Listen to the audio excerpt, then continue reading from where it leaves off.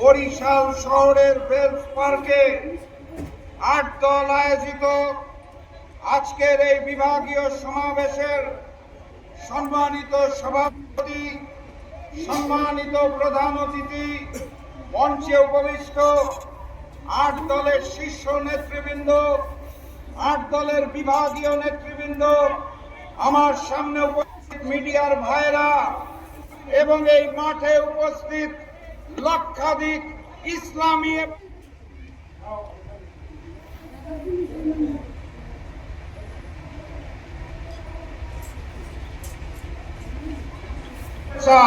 আসসালামু আলাইকুম। সংগ্রামী সাথী এবং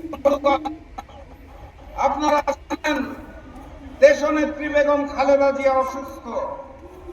আমরা তার সুস্থতার জন্য দোয়া করি, কিন্তু আজকে যে দেশনেত্রী অসুস্থ তার পিছনে দায়ী হচ্ছে ওই হিন্দুস্তান এবং ফ্যাসিস্ট শেখ হাসিনা। তাকে জেলখানায় বন্দী করে রেখে দিনের পর দিন স্লো পয়জন করে আজকে এই অবস্থায় নিয়ে আসা হয়েছে। আমি গতকাল দেখলাম ভারতের তিলকওয়ালী মুখ্যমন্ত্রী ফ্যাসিস্ট শেখ হাসিনাকে যারা আশ্রয় দিয়েছে সেই হিন্দুস্তানের নরেন্দ্র মোদী খালেদা জিয়ার সুস্থতা নিয়ে উদ্বিগ্ন এবং তারা সহযোগিতা করতে চায়। আর ওই বিএনপির মিডিয়া সেল গর্বের সাথে সেটা প্রচার করছে। হিন্দুস্তানের নতুন বন্ধু এই বিএনপিকে আমরা চিনি না। ৭২-এর সংবিধানকে দেশনেত্রী বেগম খালেদা জিয়া বলেছিলেন ছুঁড়ে ফেলে দেওয়া হবে। মুজিববাদী ৭২-এর সংবিধানকে যারা রক্ষা করতে চায় সেই বিএনপিকে আমরা চিনি না। পঞ্চম সংশোধনীর মাধ্যমে সংবিধানে বিসমিল্লাহির রহমানির রহিমকে সংযুক্ত করা শহীদ প্রেসিডেন্ট জিয়াউর রহমানের বিএনপিকে আমরা চিনি। বর্তমানে যারা বলেন ইসলামী শরিয়ায় বিশ্বাস করি না সেই বিএনপিকে আমরা চিনি না।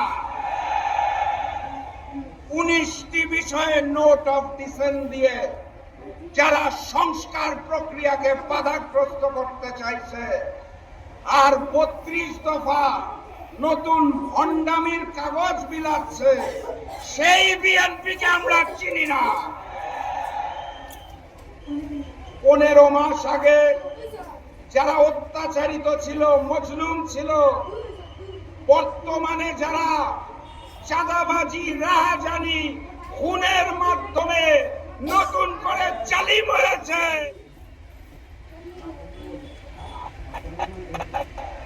দেশের প্রয়োজনে ১৫ মাস ধরে যিনি বিদেশ থেকে দেশে আসতে পারছেন না, যিনি নিজের নিরাপত্তা নিয়ে বেশি চিন্তিত, দেশের মানুষকে নিয়ে চিন্তিত না, যিনি বিদেশে বসে জাতীয় হয়ে যাচ্ছেন, সেই নেতার বিএনপিকে আমরা চিনি। আমরা কুরআনের পাখি আল্লামা দেলোয়ার হোসেন সাঈদীর বাংলাদেশকে চিনি। আমরা পীর সাহেব চিনি। আমরা আমার আলেমদের চিনি। আমাদের আলেমরা দিয়েছেন আগামীর বাংলাদেশ হবে ইসলামের বাংলাদেশ।